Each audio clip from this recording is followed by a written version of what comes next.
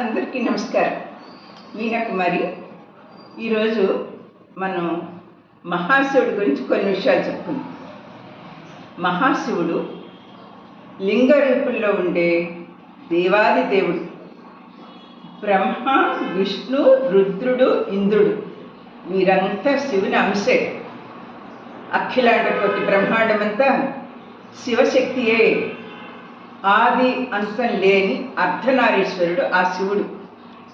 శివుని ఉచ్ఛ్వాస నిశ్వాసల నుండి వేదాలు పుట్టాయి. ఢమరుకం నుంచి ఓంకారం పుట్టింది. ఆత్మస్వరూపుడు అని శివుణ్ణి అంటారు. ఒక్కసారి దేవతలు రాక్షసులు క్షీర సముద్రాన్ని చిలుకుతుండగా కాలకోట విషం బయటకు వచ్చింది. ఆ విషయాన్ని చూసి దేవతలంతా శివుని లోపలికి వెళ్ళి దాక్కున్నారు. రాక్షసులు పాతాళలోకానికి పారిపోయారు.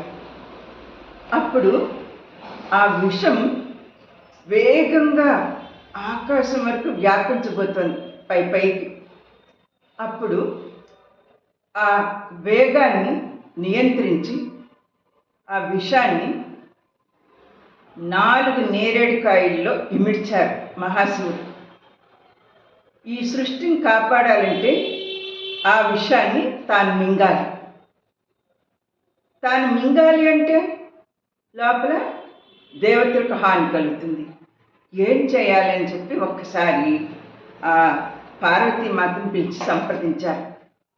అప్పుడు ఆ పార్వతీమాత ఏమన్నారంటే, మీకు ఏమాత్రం హాని కలగకుండా నేను చూసుకుంటాను. ఎందుకంటే నా కంఠంలో నల్ల పూసలు ఉన్నాయి. నా 5వ తనాన్ని కాపాడుతాయి, సృష్టిని కాపాడుతుంది. కాబట్టి మీరు ఆ 4 నేరేడు పళ్ళని గొంతులోని ఇలా ఇమిడ్చేసేయండి. మింగద్దు, బయటికి తేవద్దు. అప్పుడు ఏమవుతుంది? ఈ సృష్టి కాపాడినట్టు అవుతుంది అని పార్వతీ అమ్మవారు సలహా ఇచ్చారు.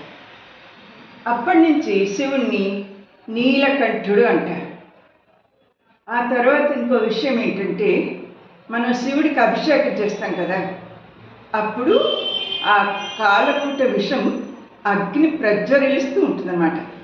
అప్పుడు ఆ వేడిని చల్లార్చడం కోసమని మనం నీరు, పంచామృతాలు, అలానే కొబ్బరి నీళ్ళు, పాలు ఇవన్నీ మనం అభిషేకం చేస్తుంటాం అన్నమాట లింగానికి.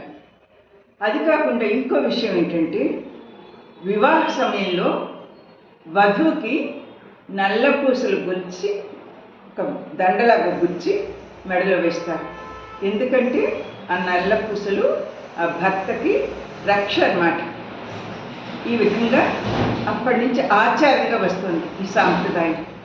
నా వీడియో మీకు నచ్చితే like, share, subscribe. Meena Kumari, Chadaravada.